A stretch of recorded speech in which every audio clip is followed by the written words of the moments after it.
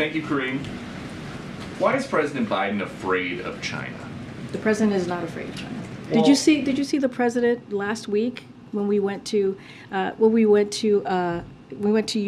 went to Kyiv? This is not a president that's afraid of anything. It was a historic trip that many of you said was brave. So clearly, this is a president that's not afraid to go to a war zone. He's not afraid to go there when there's no military presence on the ground. So there's nothing that this president fears. China flew a spy craft over the U.S. The president didn't really do anything to China. And according to the FBI director, China may have created something that has killed more than 1.1 million people in this country. And President Biden is not punishing them. So you're giving me two things here. So let's take them in parts. As we talk about the China surveillance balloon, the president did take that down, and he did it in a way that as it was on its path, we collected information from it, we protected our national security information on the ground, and we did it in a way that was smart, effective, and also protected the American people. That's what the president is always going to put forth, is the safety of the American people. So that's what the president did with that particular issue. Look, as it relates to, you're talking about the COVID origins, we've been very clear. We've been very clear that we need the data, and we need to figure out how to get to the bottom of the COVID origins. And that's something that the president has said since the beginning of this administration. So that none of that has changed. But with his campaign, it was all about shutting down the virus and how hard it is for families with an empty chair at the kitchen table because of COVID. If we now know, according to the FBI director, who is most likely responsible for all those empty chairs at all those kitchen tables, why not do more to try to hold them accountable? So I'm going to flip that on its head for a second. It was because of this president that took action. By the way, the last administration did not have a comprehensive plan to actually. No. Responding to COVID, but where did COVID come from? If we know. Peter, you can't tell. First of all, you can't tell me how to answer the question. I'm going to answer it for you, right? So just give me a second. So because he took those actions, he actually helped to save lives. Because he took action to make sure that people got shots in arms and put a comprehensive plan in front of the American people and put in the work. We actually were able to get to a place where COVID is not gone, but we now are in a place, we're in a different place in the pandemic, and that's because of the president.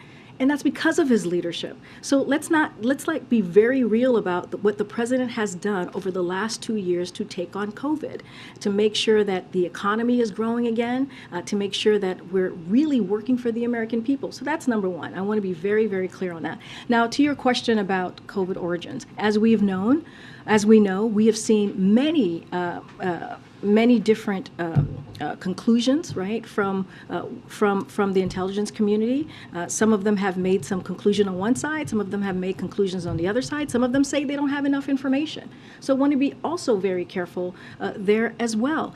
And it was because of this president, very early on, the first several months of his administration, he went to the intelligence community and said, we need to figure out how to get to the bottom of this. We need to figure out how this all occurred, because who knows, we have to try and prevent any future pandemic. So that is the work that this president did. And it included clearly the Department of Energy that has national labs. And so now they're continuing to double down and try to get to the bottom of this. Our relationship with China has not changed. It is very different, very clear, very different than how we've seen it in the last administration. All right, I'm going to continue. Okay, before we go, Yeah. I have to ask you a question. Okay. Because we have to talk about Peter Doocy for 1 second. Sure. Okay. Okay. Is he a stupid son of a bitch? Or does he play a stupid son of a bitch on TV? Okay.